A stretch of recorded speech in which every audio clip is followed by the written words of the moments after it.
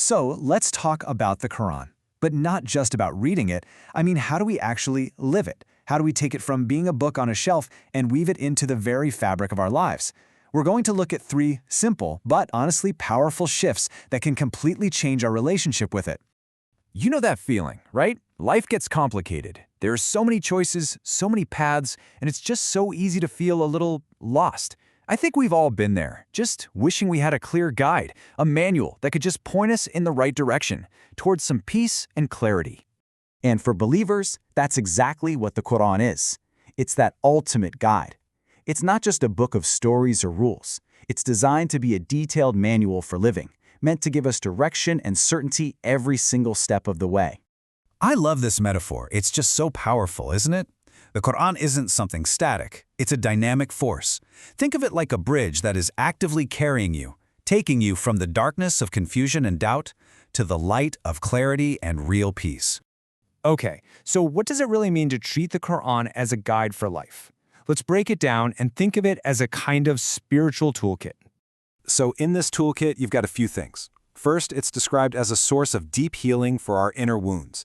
It also has this amazing ability to awaken parts of us that have maybe gone dormant or we've forgotten about.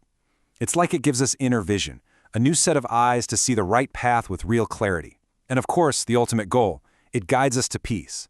So you see, it's a complete spiritual toolkit. All right, so we've got this toolkit, but how do we actually use it? Well, this first method is all about a powerful mental shift.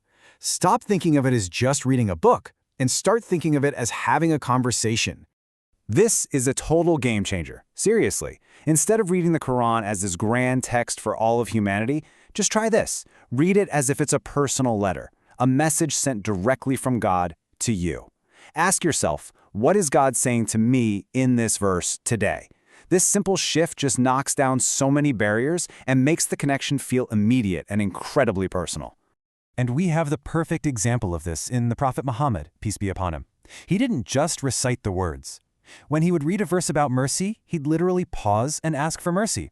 If he read a verse about gratitude, he would stop his recitation and give thanks. It wasn't a monologue. It was a live, interactive dialogue. And that's the goal. Now, let's move on to the second method, and this one tackles a super common problem. That feeling of being totally overwhelmed, thinking you need to be some kind of scholar to really connect with the Quran. It is so easy to fall into this trap, isn't it? Believing I can't feel it because I just don't understand every single word. But here's the key. You have to shift your mindset. Just live in the level that you're at right now. If you only understand 20% of what you're reading, then dive deep and fully immerse yourself in that 20%. Connection starts with what you can grasp at this very moment.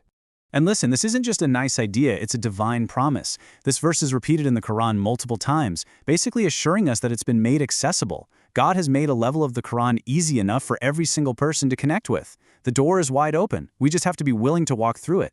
Now that verse ends with a really important condition. It asks, so is there any who will connect? The Arabic word used here is mudhakkir. And a mudhakkir isn't just someone who reads or memorizes the words. A mudhakkir is someone who comes to the Quran with an activated heart, someone who's ready and open for that deep spiritual and psychological connection. Okay, and that brings us to our third and final method. This one is all about bridging that huge gap between knowing something in your head and actually doing it in your life. It's all about action. So here's a powerful question we can all ask ourselves. Is the Quran a book for blessings, or is it a book for action? Now, getting blessings from reading is a beautiful thing, absolutely. But if we stop there, we might be missing the whole point. It was revealed as a manual for implementation.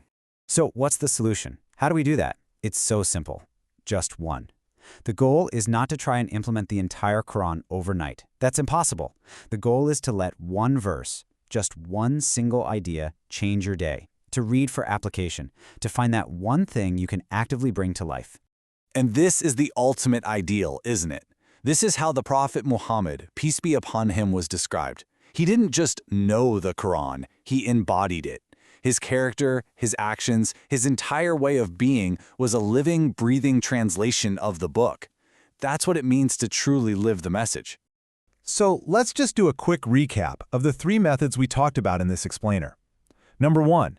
Read it personally, like it's a conversation. Number 2, start where you are with whatever you understand right now. And number 3, apply one verse. Read for implementation, not just for information. And that really leaves us with this one final thought. It's not about theory anymore. It's about practice. So looking at your life, your challenges, your hopes, right now, what is the one piece of guidance from the Quran that you can take off the page and actually put into practice today?